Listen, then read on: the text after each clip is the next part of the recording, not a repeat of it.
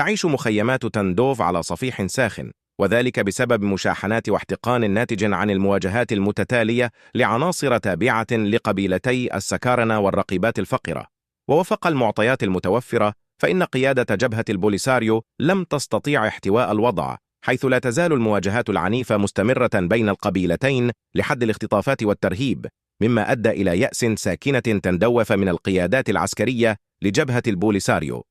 واستنادا للمعطيات ذاتها، فقد تدخلت وحدات عسكرية تابعة لإحدى النواحي العسكرية الجزائرية قصد السيطرة على الوضع، فيما لا تزال قيادات الجبهة تتكتم على هذه الوقائع في تقريره الأخير إلى مجلس الأمن حول الصحراء المغربية، كشف الأمين العام للأمم المتحدة أنطونيو غوتيريش مجددا تدهور وضعية حقوق الإنسان في مخيمات تندوف بالجزائر، واستمرار انتهاكات وتجاوزات البوليساريو ومصادرتها لحقوق الساكنة المحتجزة بهذه المخيمات، لا سيما الحق في حرية التعبير والتنقل. فقد سلط السيد غوتيريش الضوء على تقارير المغرب المرفوعة إلى المفوضية السامية لحقوق الإنسان بتاريخ 14 يونيو 2023 و3 يوليوز 2023، والتي تقدم قائمة مفصلة بالانتهاكات الممنهجة لحقوق الإنسان التي ترتكبها جماعة البوليساريو الانفصالية المسلحة تحت أنظار البلد الحاضن الجزائر المتواطئ بالصمت في حق الساكنة المدنية والهشة المحتجزة في مخيمات تندوف.